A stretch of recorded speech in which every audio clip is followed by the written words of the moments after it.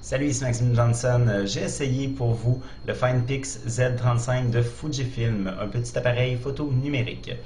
Si vous cherchez un bon appareil capable de prendre de belles photos dans différentes conditions, eh bien cet appareil-là n'est pas pour vous. En fait, là, ici on voit le noir et gris, mais le FinePix Z35 est aussi disponible en blanc et rose, en bleu, en vert, en mauve, ce qui, règle générale, n'est pas un signe de grande qualité. Mais bon, tout n'est pas perdu, il y a quand même quelques côtés intéressants à cet appareil-là. Alors voici le FinePix Z35 d'un peu plus près. Comme on peut le voir, c'est vraiment le design qui est la force de l'appareil. Il est très joli, il est relativement mince, du moins d'une épaisseur intéressante pour un appareil de 180 $. On l'ouvre comme ceci. Vraiment, somme toute, moi je l'aime bien. Il est très beau. Maintenant, si on le tourne, comme on peut voir dans l'écran, je me vois moi-même en train de me filmer. Alors, c'est un problème présentement, c'est pas grave, mais lorsqu'on est à l'extérieur et qu'on essaie de prendre une photo, l'écran rapidement reflète et il y a un mauvais contraste et on voit très mal les photos à la lumière.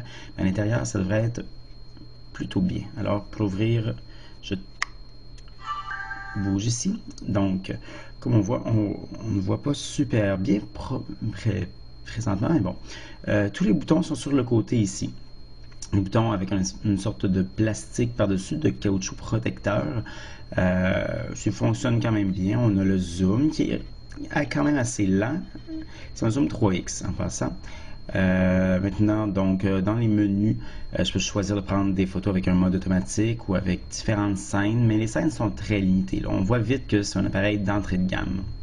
Au niveau de la qualité des photos qui sont prises, c'est très ordinaire. Je dirais qu'une des faiblesses est notamment au niveau des contrastes. Donc, lorsqu'il y a dans une même photo, lorsque les choses soient très éclairées ou soient peu éclairées, ça ressort mal. Comme on peut le voir sur l'image ici. Au niveau des vidéos aussi, c'est quand même très pixelisé, même là à l'extérieur avec beaucoup de lumière, on voit le pixel. Donc c'est pas génial. Mais écoutez, comme je disais, c'est 180 $, alors c'est à peu près là, dans la norme là, pour ce genre d'appareil-là. Au niveau des fonctions, il y a certains trucs que j'aime beaucoup, notamment je vais ici voir les photos. Alors, je vais aller chercher une photo ici. Comme on voit, j'ai un gros mur de briques.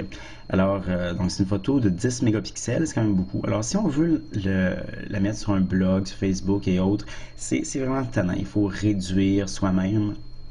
Et cet appareil-là est conçu pour les gens qui sont très novices et qui probablement ne s'amuseront pas beaucoup à modifier leurs photos sur l'ordinateur. Alors, ce qu'on peut faire ici, vous voyez, j'ai la photo, je vais dans Menu. Alors, je peux recadrer pour Blog, B-L-O-G, ici. Alors, je choisis et maintenant, je peux renier l'image en agrandissant et en bougeant. Ou sinon, je peux même la laisser à la grandeur normale et demander de renier. Ça va de sauvegarder. Pardon. Bon, là, ici, il vient de planter. OK, comme ça. Alors, je peux sauvegarder et ça va sauver avec 640 pixels de largeur. Donc, c'est vraiment beaucoup plus facile ensuite à télécharger sur le web. Donc, ça, c'est vraiment une petite fonction très intéressante de cet appareil-là, surtout considérant son public cible. Alors, son public cible, c'est qui? Eh bien, comme j'ai dit plus tôt, c'est un appareil qui est offert en vert, en mauve et en bleu et en rose et blanc. Alors, c'est vraiment pour les jeunes. Donc, c'est pour les enfants avancés, les jeunes ados, disons.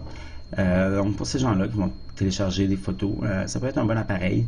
Si vous êtes un utilisateur plus expérimenté, ça vaut pas vraiment la peine par contre. Pour avoir plus d'informations, je conseille de regarder mon blog au www.maximejohnson/techno.